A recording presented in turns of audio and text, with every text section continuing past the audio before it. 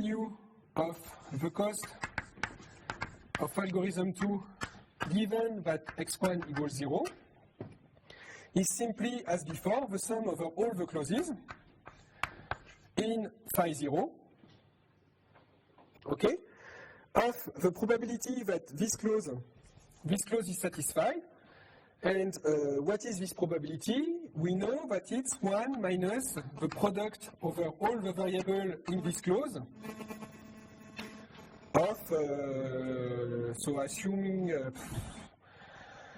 the variables that are positive in this clause of the 1 minus I star product the variables that are negative in this clause of the yi star. Okay, so we know that the conditional expectation is that.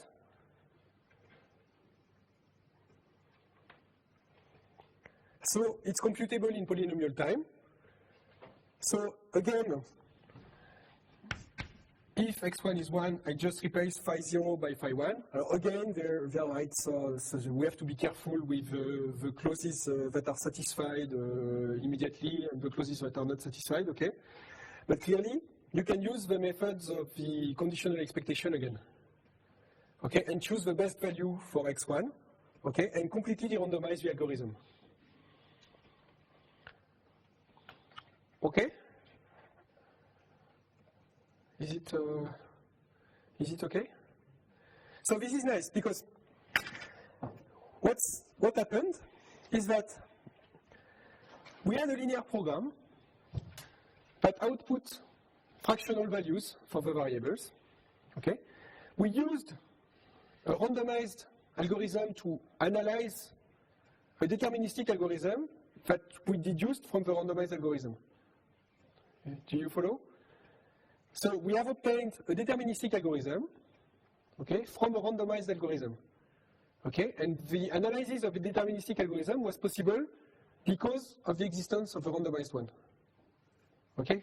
If we would try to analyze directly this deterministic algorithm, no way we could understand it, okay. If I would have gave you these formulas and tell you, okay, we choose this value for x1, why, okay, and the reason is because there is this randomized strategy behind. Okay? So this is a classic thing that happens all the time in algorithm, is that sometimes, in order to analyze a deterministic algorithm, it's easier to analyze the randomized algorithm first and show that the deterministic algorithm is related to this randomized algorithm. Okay? This is something that happens often. Okay? Good. So, I will just give you a short view on another problem where we will run this paradigm, but it will be much easier. Okay? So, the problem that we will look at, it's max cut. Okay? So max cut is another hard to approximate problem. And max cut is the following. Max cut, you get a graph G, which is undirected. Okay, it's an undirected graph, okay? And you want to, the goal is to find a cut, that is to say, a partition of the vertices in two sets, S, S bar, okay, such that the number of edges from S to S bar is maximum. Okay, so you want to split your graph, okay, such that the edges that are between these two parts, their number is maximum. Okay? So, let's try a simple strategy. Okay, a simple strategy is just a random assignment. Okay, so let's do a random assignment.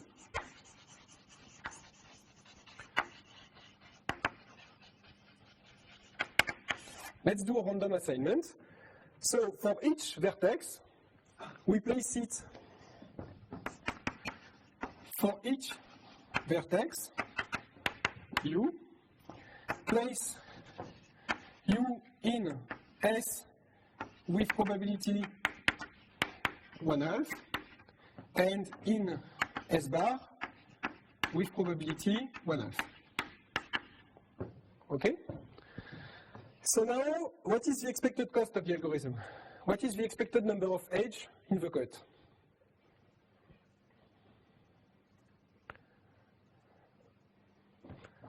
So again, what will we use? What will we use to evaluate this, this quantity?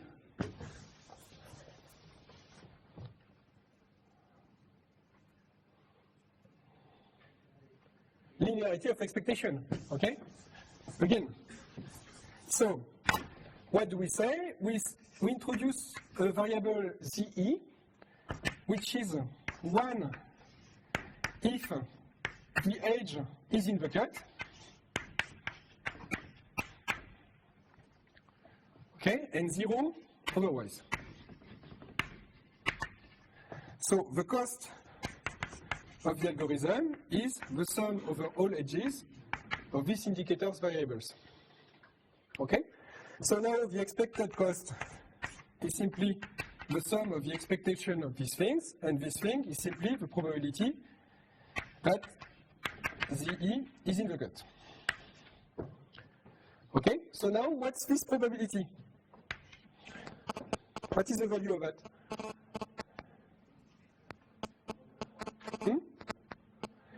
So when is it in the cut? If you consider one edge, its two extremities will be put in the cut independently from each other. Okay? This will be put in S with probability 1/2, and in S bar with probability 1/2. This will be put in S with probability 1/2, and in S bar with probability 1/2. When will the edge be in the cut? If these two guys are put in different parts. So either if U is in S and V is in S bar, which happens with probability 1/2 and 1/2, or if U is in S bar and V is in S, which happens with probability 1/2 and 1/2. 1/2. Okay? So what's the expected cost? It's just the number of edges over 2. Okay, so what can you say about M? M is larger than opt. You will not be able to put more than the number of edges into the cut. So you have a 1/2 approximation for max cut. Okay? Can you give me a worst case for this algorithm? Can you think of a graph that will be very bad for this algorithm?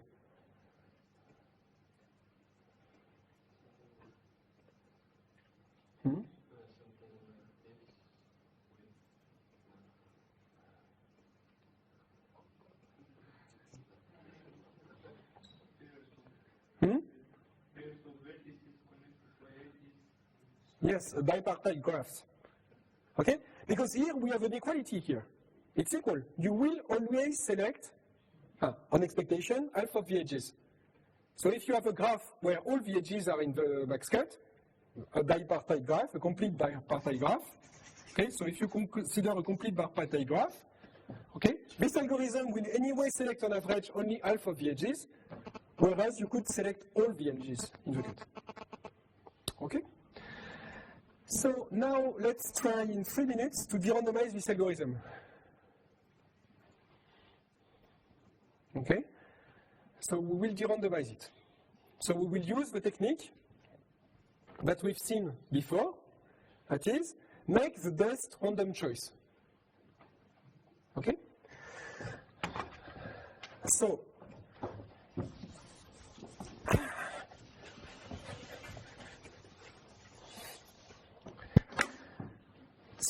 at some point in the algorithm, we have already decided that some vertices belong to S, some vertices belong to X bar. Okay? Now I'm getting to U, okay? And I have to decide whether I will put U in S or U in S bar. Okay? What I will do is that I will assume that all the other guys here will be set with probability 1/2, 1/2. Okay? And now I will decide for U on which side I will put it, assuming that all the ones that have not been set yet have probability 1/2 to be there and 1/2 to be there. Okay? So now I want to know which is the best choice for you. Okay, so I have to count what is the expected number of edges that will be in that cut if I put U here or if I put U there. In order to do so, I need to decide for each edges to calculate the probability that it will be at the end in the cut if U is put there or if U is put there. Okay? So, what can I say about the edges that are within S? So, what can I say about the edges that are, what can I say about the edges that are not connected to U? Does the choice of U impact? It doesn't. Okay? So for these ones, I can just forget. So the only edges that matters are the edges that are connected to U. Okay? So, what can I say about an edges that connects U to some vertex in S? If I put U in S, then I lose, then it's -1. Okay? It's -1 for this one if I put U in S. So let's evaluate the probability, the conditional probability for me to put U if I put U in S. Okay? I evaluate the conditionals given that U goes to S. This guy, it's -1. Okay? But for these guys, it's +1. Okay? And what can I say about edges that are U to somebody that is not yet set? Does it matter? No, it doesn't, because the probability that each edge, this edge will be in the cut only depends of the probability that this guy goes to the opposite set. But this is equally likely. So I don't care about these guys. Okay? So basically, my criteria of decision will simply be looking at the degree of U with S, the degree of U with S bar, and I will put U in the set that for which the degree is minimum. Okay? Which is a clearly hypernatural greedy algorithm for max cut. Okay? So you can see this hypernatural algorithm for max cut as a derandomization of random assignment. Okay? And indeed, you can show directly that the algorithm is a two approximation, deterministic two approximation. Why is it the case? You can think about it. Okay? Just try to give a direct proof that the algorithm for which you put U in the set to which it has the less connection is a two approximation. Okay, so you can think about it, but you can also have a proof that is derived from the random strategy. Okay? So thank you, and see you next week.